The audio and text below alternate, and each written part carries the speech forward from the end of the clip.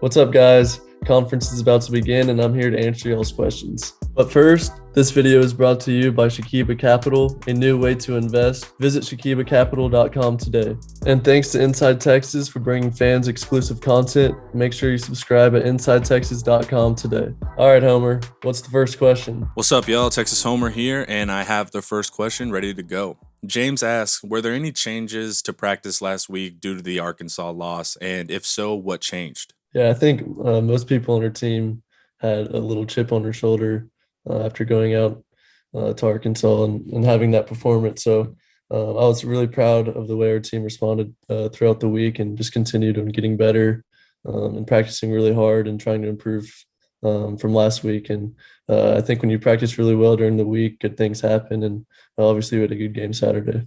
And how long do athletes give themselves to pout? Is it that night you're staring at the ceiling and in the morning it's back to work? What's that line where it becomes unhealthy for you?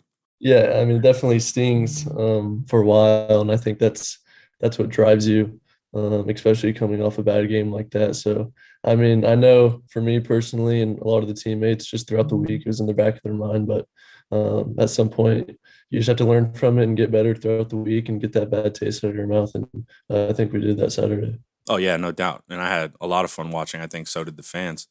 But I think the fans have had some nerves regarding O-line performance. So Norse One asks, how has the offensive line shown improvement this past game, from you being able to look at the tape? Yeah, I mean, I think they had a good game, especially in the running game.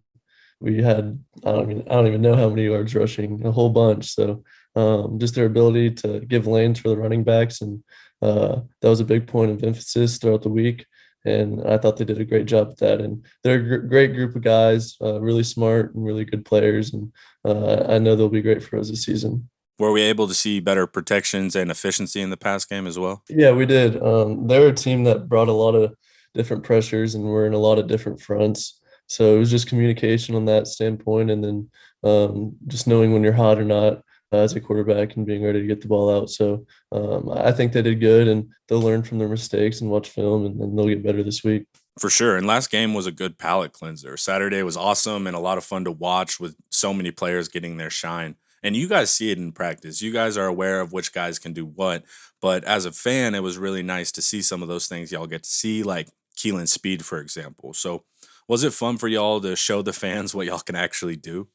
No, yeah, it was really cool.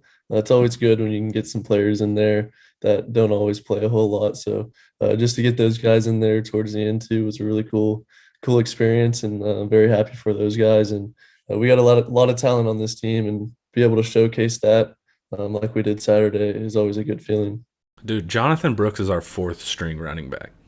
Baller. Dude, straight baller. And I loved him in high school, man. And he's the weirdest mix, dude, because normally you have like your power back and a finesse back. He's a power I know, yeah. He's a power finesse. And it's such a cool mix. Like you'll see him juke somebody and then stiff arm. Like I was like, you don't normally see that aggression with that skill. And then when you got in for your reps, how'd you feel? Yeah, it was just good to get in there again. Just to be out there with my teammates. And when I get my opportunity, I just try to make the most of it. There's always stuff to clean up. That's one thing.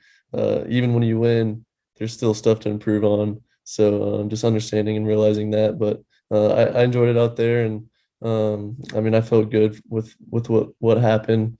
There was a lot of running the ball just to kind of get the clock out and stuff like that. But I just enjoyed being out there. And when Casey's in, what are you doing? Are you on the headsets? What do quarterbacks do when not in game? Yeah, I'm obviously always locked in, doing my best to help out Casey as well, and give him any pointers or what I saw out there. And then between drives, I'll be on the headset with Casey and Coach Millie and talking through the drive and what they're doing and what we can improve on. And it's a cool perspective having two talented quarterbacks because y'all can look for exploits for each other that the other might not see live. And then after the game, say it's a night game ends around 11. What's the post-game routine? How do you wind down after a big adrenaline dump from the crowd? Yeah, typically just go in the locker room, and then shower, do whatever. And then I meet my parents because my parents and family always come to the game. So I meet them outside the stadium and hang out with them. And depending if it's a night or day game, either hang out with them and go eat, or this past weekend. It was nice, so we just hung out for a little bit and walked to our cars together, and then I went home and hung out at the house with our roommates and just kind of chillaxed. So yeah, that's typically what my after the game routine looks like. Are you just recovering for the rest of the night, like just kind of beat? Yeah, I'm a little tired for sure when I get home, so just relaxing and just hanging out with the guys. And you're roommates with Jake Major. So what's the benefit to a quarterback living with his center? Yeah, it's cool. Me and Jake are really good friends outside of football, so it's awesome having that connection and the communication with him on and off the field, and it's pretty special. Does it help you guys on the field having that shorthand? Yeah, I think so for sure. Yeah. Absolutely. And now, man, we're going to talk some Texas Tech. And as we head into conference, has Sark's messaging been more focused or remained the same? What's his leadership style? How does he psychologically prepare you guys for conference? Yeah, it's definitely a point of emphasis knowing that we're going in conference play. But again, it's just another week, and that's how we prepare every week. It doesn't matter who we face, who we play. It's always the same goal, and to focus on us and what can we do to get better and prevent us from stopping ourselves. So it's really the same thing, but it also is a point of emphasis. How much time do you guys spend self scouting our tape versus looking at text tape, correcting our errors versus seeing what they're doing? Yeah, both. After practice, we always watch practice because those are the plays that we're going to be running and schemed up against their defense. So we watch our tape and then we switch over to the opposing team and we'll watch them too. And then obviously we have iPads and stuff so we can watch our opponent on our own as well. Man, I wish I had one of those iPads, dude, all 22 of every game. And now, as I'm working my way through tech for my breakdown, they have been posting some good run defense stats and coverage stats. They had a light preseason, so I do want to couch that, but I was impressed by their early game stats and a lot of havoc plays in the secondary as well. So, whenever you're watching Texas Tech's defense, what stands out to you? Yeah, they play a lot of joker looks. So kind of unique defense. Quite a bit of it in the Big 12 actually is shown, but they play that and we haven't really faced that all year. And then they're really sound in their defense. They're going to be in the right spots and they're not going to make many mistakes. Their linebacker core is experienced and good, and then their DBs are really good too, and their corners are long. They're taller guys and they can run. So they have a good group of guys. They're well coached. They're smart. So it'll be a good test for us. And Tech is always down to give us a good game, so I'm looking forward to them coming to town. And besides obvious things like, getting the win, what do you actually want to see from this team's performance in week 4? I think when you come off a big win, um, it's typical that you just won. So um, you know, typically you're not gonna have that chip on your shoulder like we did last week. So just continuing to have that chip and continuing to go out there and get better throughout each week and or each day of practice and really owning the game plan, really studying these guys. It's more than just practicing. It's a mental game too. So just communication and being locked in throughout the week and being ready for Saturday. And were there any tangible focuses from Sark, like improving on first down, less third downs, anything that won't give strategy to Tech? Yeah, a big point of emphasis is just starting fast. The first two games coming out on offense, uh, we didn't put up any points, so that's been a big emphasis and just starting fast and um, just sending a message early to them that we're here and we're ready to play. And what do you think are the biggest keys for our offense versus their defense? Do we want to light up the pass game, get the run game going? What's important in this matchup? Yeah, I think get the run game going early. It'll open up the passing game.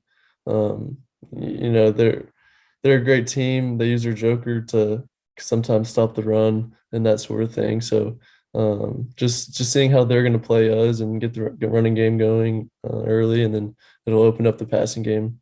And then zooming out a bit and looking at conference as a whole, Hefe Rich asks, what has the team struggled with and what are the strong points of our team moving forward this year? Yeah, like I said, starting the drives, being sure to get out there and start fast and start quick and letting them know we're ready to play. That's something that's been an emphasis, and for us, just just continuing to focus on the little details, being able to communicate more, line up, little splits, difference for the receivers and that sort of thing. So just the small details and just going in depth in the offense and really understanding it and why we do things. And also, as the games have went on, we've seen more offense, like more motion, for example. So we were still installing in early games. So are you guys truthfully now feeling more comfortable in the system? Yeah, for sure. I mean, I think each week we're going to feel a little bit more comfortable, just because you keep practicing and keep learning. And our coaching staff does a great job explaining on why we do certain things and that sort of thing. So I think each week we get a little bit more comfortable. And man, you've had an interesting early season. So Fight Game Inc. asks, what has been your biggest lesson thus far this season? Yeah, just when adversity strikes, being sure just to stay the course, just have faith in God and just keep doing what you're doing and put in the work, and there's light at the end of the tunnel. So just continuing to get better and be with your teammates and enjoy the process. And when your opportunity comes, just to be able to maximize that opportunity. Keep your head on straight and stay your course, brother. I promise you, you will be just fine. And we always hear about player-led teams and how important they are. So John Boyd asks, after Sam left, who has become the leaders in the locker room? Who are the guys stepping up behind the scenes that maybe we don't always see? I think we have a good group of guys and guys that stepped up from last year to kind of take over that role. We have a good team in that sake, and I think, for example, Derek Hurstetter, Roshan Johnson, Josh Thompson. I mean, there's a bunch of guys that have stepped up and became those leaders in a sense. And we have a leadership council and a leadership group that has been selected, and we're kind of the guys that pass things along through the team. So I think that's been very helpful. And this is a real part of any successful organization. And I know you're into business management. And as a leader, you need to hold people accountable, but you also don't want to be overbearing or mean spirited. So, say a teammate is not doing X thing that they are supposed to do. Where do you find that line to go up and talk to them? Yeah, I think each person on the team handles things a little bit differently, and they're all from different backgrounds and come from different places. So I think each person on the team handles things a little differently, and you may have to approach them a certain way. There may be things that I tell one person that I should probably say it a little bit differently to another guy. So it's just knowing your teammates and knowing how they respond and how they take criticism, and just finding that balance between each guy on the team. Yeah, man. And timing matters too, right? Like maybe not right after the game. Because some people you can get on them and others it'll just piss them off. It's finding out how each individual is motivated on the team. And then here's a question away from football. Joshua Vasquez asks, who in your life motivates you the most? Yeah, obviously my family, my mom, dad, and sister, and especially my brother. My brother has always pushed me from a young age.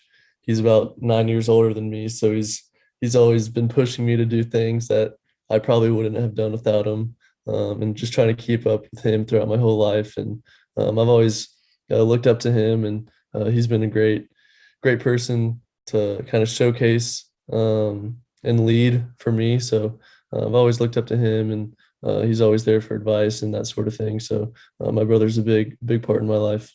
Those support systems are crucial as you go throughout your journey, man. And I'm really glad you have that around you. No doubt. But I'm all out of questions, so I'm out of here. Good luck to you and the team on Saturday, brother. Thanks, Homer. Thanks for watching, and make sure y'all comment down below for the next video.